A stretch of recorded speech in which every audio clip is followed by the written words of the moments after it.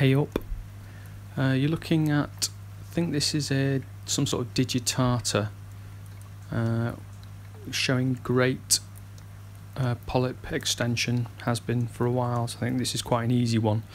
That's one of the new ones. This is another new one, a tricolour acro, and it's taken a while for those yellow polyps to show up, about 3 weeks actually.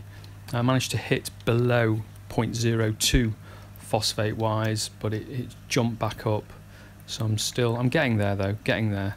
So another one, this is I call this the free acro staghorn that was given to me, and the colour went for a while and then it's come back. This is a very old Monte digitalis. Do I mean digitalis? Digitata. This is a barley slimer, and when I got this 2 weeks ago, yeah, it's coloured up nicely, no sign of any polyps, so there's something not right as usual. This is an old frag plating Montipora. I'm just looking at those dark polyps. I need more light basically. I've been thinking maybe some T5s or another Kessel, which would be a lot more expensive. So here are my zoas. I'm showing you the good bits first. In fact, these dragon eyes in the middle, they have never looked this good. They're getting really quite big, the polyps. So yeah, these are sort of quite high up, directly under the Kessels. But then as you go along, yeah, you can see just to the left there's some green zoas on that far left there. These are oddly behaving zoas. I'm wondering whether they're getting too much light there. And then lower down where I put them, there is a bit more green in there, but they look a bit of a mess, as though something's irritating them. This purple Stylophora is doing pretty well. Again, I think it needs more light. The Kessels are about 15 inches off the water to try and get the best spread, but of course then you don't get as much light penetration. These zoas are pretty nice actually. The red in there is lovely, a lovely red colour. I've been dosing Seachem phytoplankton, about 0.6 ml a day, and I think this has helped with the copepod population. My dragonet is healthy, but I think that's probably because it's eating brine and mysis as well.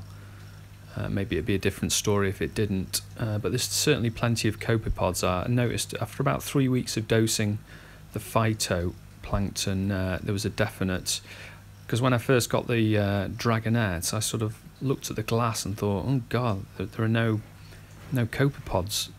So anyway, I started dosing this phyto, and like I say, about 3 weeks later, there was definitely, you know, you looked at the glass and the glass is sort of covered in copepods.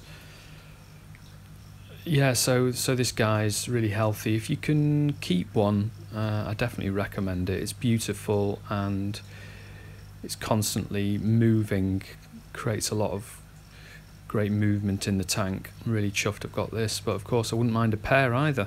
That would be quite nice. Read up on phytoplankton, so you can get live phytoplankton, which basically means the algae is alive, or in the case what I use, Seachem phytoplankton, it's dead algae, so it won't multiply in your tank.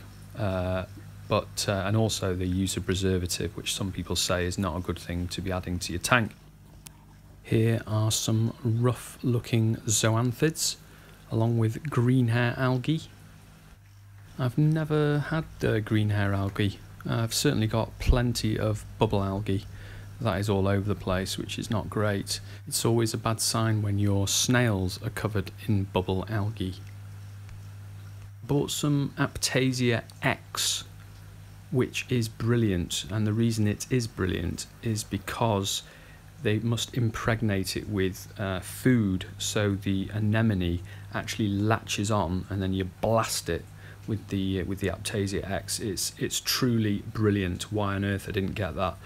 Anyway, my peppermint shrimps as well have been doing a really good job, so I am pretty much Aiptasia free, and I never thought I'd say that.